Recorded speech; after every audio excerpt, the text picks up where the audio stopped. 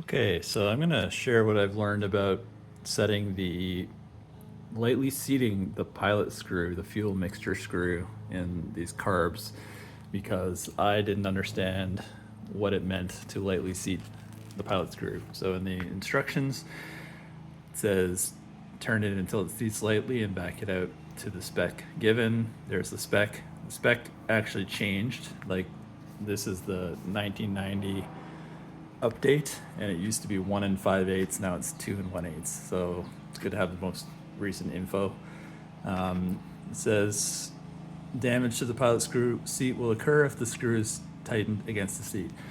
So me not having experience, I'm thinking, wow, I could really break something. I could feel something snap if I tighten it too much, and then I've potentially ruined this carb, right? So anyway, there's a tiny little hole where the needle comes through there. So it goes in here, and you're trying to figure out, oh, what is lightly seating this? And there's a witness mark on the thread. You can see where it's clean, and that's kind of tells you where it used to be set at. But it doesn't necessarily mean that's that was correct. Like the reason I took this apart is because it wasn't running right when I bought it. I've also there's a limiter tab on this that I cut off, because once you set it and install the carb and put the float bowl on, it will prevent you from turning it more than,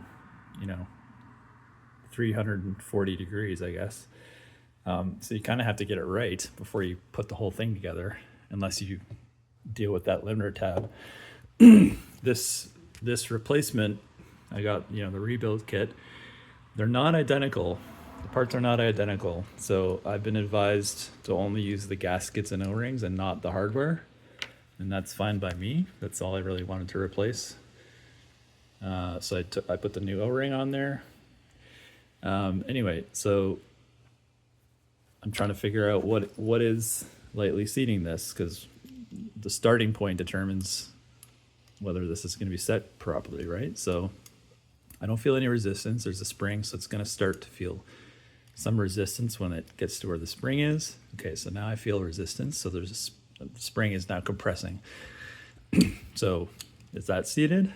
Well, no, apparently not. So you keep tightening it. It's getting harder to turn as the spring compresses. And you might think, well, maybe I need to turn it until there's no threads showing there. Until the screw bottoms out, and that's lightly seated. Well, apparently that's what it is. That's what it does mean. So I'm going to keep turning it. And, I'm using 2 fingers. I'm not cranking on it. Obviously, it's getting stiffer as the spring compresses. I can feel like the clicking of the spring, and this is where I, get nervous. Am I going to snap something? Am I forcing this? Am I damaging it? This is what the manual kind of warned me about, right? So it looks like it's fully threaded in there. It can still turn. I don't see the needle coming through yet, although I got to be getting close. Still turning, still turning. So I'm just going slow. So I'm trying to feel for when this tip kind of seats right against the internals. And the other thing I should have mentioned is that you're going to want to look down this hole with a light to see that there's no gaskets or washers that got left in there. That would be bad. Oops. Okay, so I'm turning. Still turning.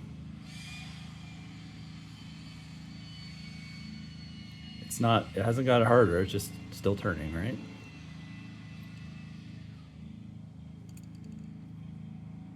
And nothing's changed as far as the feel. It doesn't feel like it's,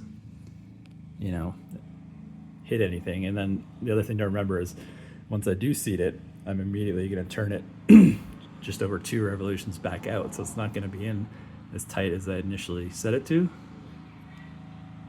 Okay, still turning. I think I see the needle starting to come through. It's hard to tell what's showing on the camera, so I'm kind of looking through the camera. Yeah, Yeah, I feel the needle there sticking out. So it's got to be getting close. It can only go in so far, right?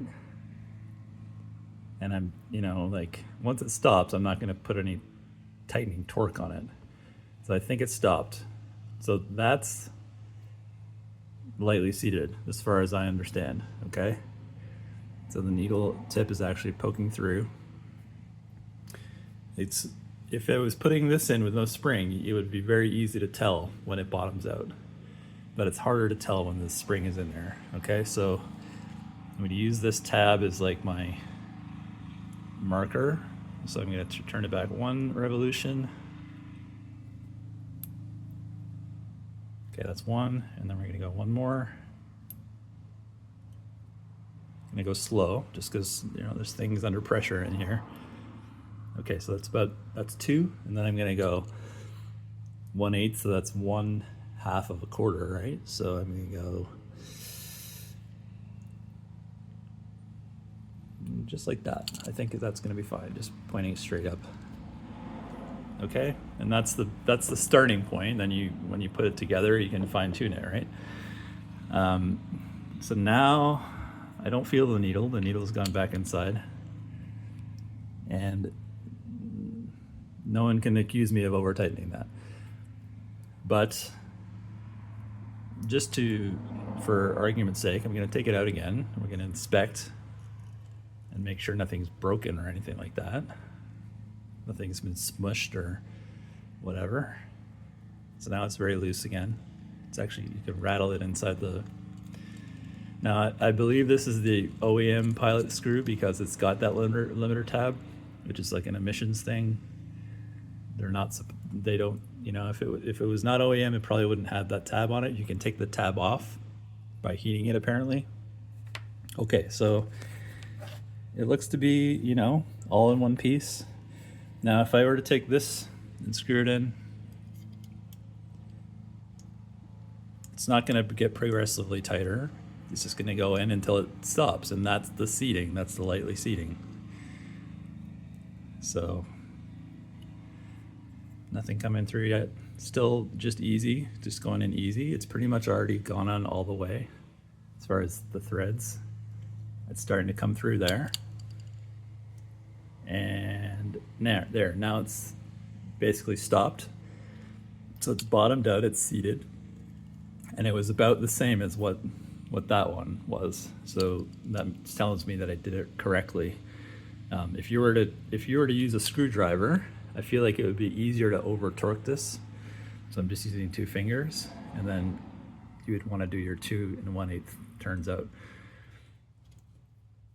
So the reason I'm making this video is because I found it really hard to tell what lightly seating this pilot screw or the fuel mixture screw means.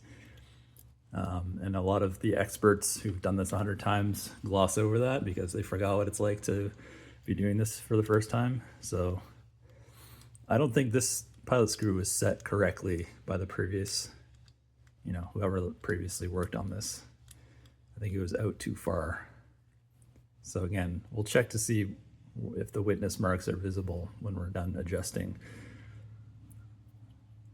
So turning it, I feel resistance, but it's the spring resistance. It hasn't seated. So we're just gonna keep turning, and we kind of know what to expect as far as how much it's gonna require to turn. And then it's gonna stop, and you're gonna feel the difference. And you're gonna not turn it any further than that. So still turning, still kind of just under spring tension.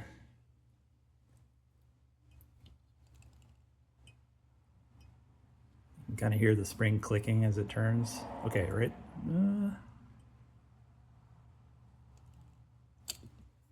Not coming through yet. Still just 2 fingers, nothing, no crazy torque. Yeah, I feel it poking through there. Still going. 2 fingers. It's nerve-wracking, I'll tell you, because these are such delicate little parts. But yeah, I mean, if it still turns, You just got to trust it. That's when it seems to want to stop right there, which is, I think, what I had before, pretty close, right? And comparing to that one, the needle's sticking out about the same. Okay, so I'm going to go, basically I'm going to end up with this tab right pointing opposite of that, and it'll be easy to tell if it gets moved at some point. Okay, so I'm going to back it off, go slow because the spring is under tension. I can feel it kind of clicking on me. So that was one.